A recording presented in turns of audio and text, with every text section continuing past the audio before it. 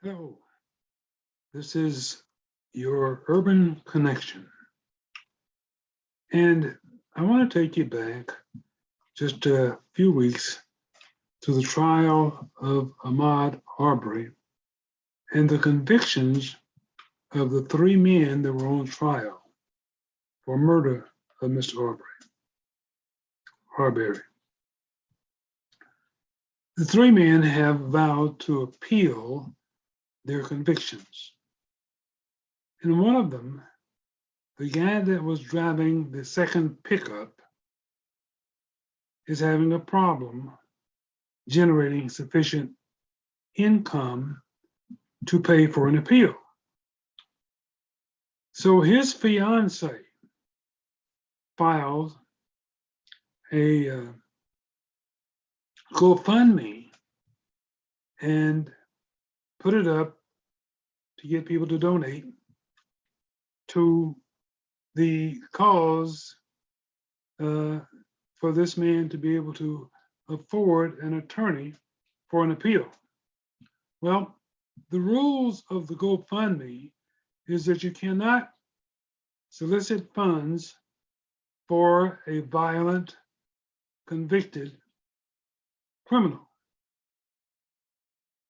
So now the fiance is blasting GoFundMe for taking the GoFundMe page down. As a matter of fact, there were two of them. And she wants to say that she wants the appeal so people can see the real truth. The truth can be told. Now, this is an insult to my, and I'm sure your intelligence. After all, there was a trial. It was a fair trial.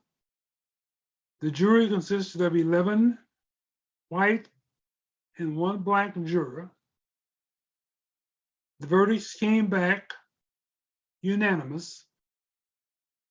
Guilty, guilty, guilty on all 9 counts for Travis McMichael, 8 counts for his dad, William McMichael, and 7 counts for Mr.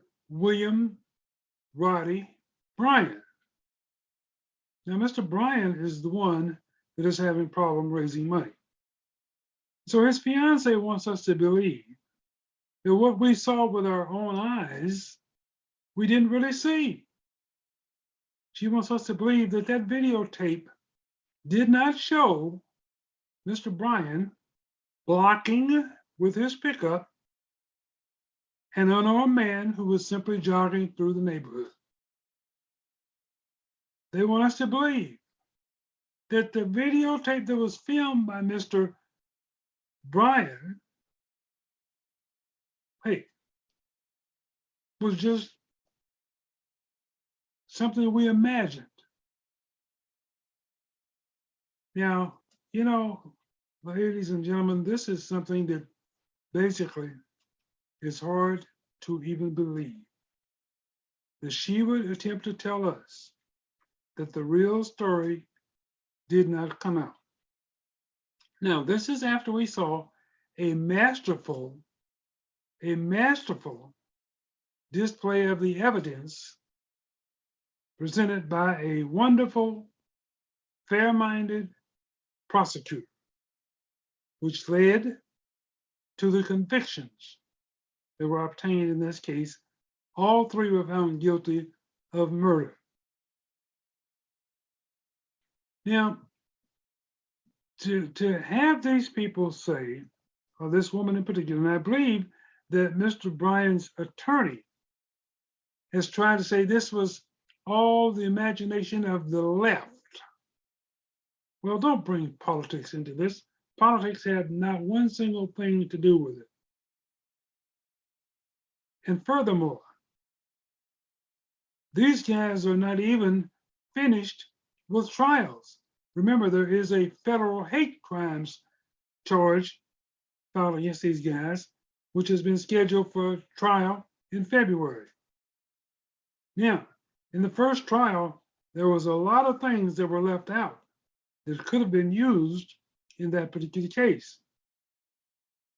Much of that was left out, including the racial epithets, the racial slurs, and those kinds of things will come out in a federal hate crimes trial. The other thing that will come out will be that the father of Greg McMichaels, resigned in disgrace as a police officer. They will find out that he was revoked from making an arrest even while serving in a uniform, a police uniform.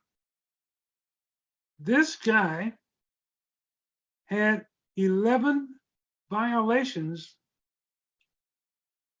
everything from misuse of his weapon,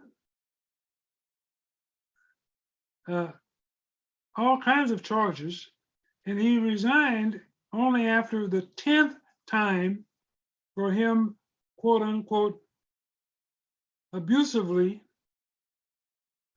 brandishing his weapon. So this guy had a fascination with guns. This guy was a rogue cop. And yet the department in Brunswick, Georgia, kept allowing this guy to be on the force, knowing full well that this guy was unqualified and was a rogue officer. And it was just a matter of time before he brought shame and embarrassment, not only to himself, but the entire police department. And that's exactly what happened. So now that these three guys have been convicted, a prosecutor who was corrupt and derelict in her duties, who refused to investigate the case, gave advice to Mr. McMichaels when he called her up and said, "Hey, look, my son and I have just shot somebody. What should we do?" And her advice to him was, wash your hands, go home and take a shower, and then call the police. Unbelievable. So this just goes to show that these people think we're dumb and ignorant to believe that what we saw on the video of Mr. Bryan being actively involved, as was Travis McMichael and his dad, in the chasing down, blocking in, illegal arrest, false arrest, and all of that, which led to the death of Mr. Arbery. So I don't see any of the stuff that this fiance is talking about as having one single ounce of credibility, should they even file or receive an appeal. It's all a bunch of hogwash. For your urban connection, I'm James Barfield.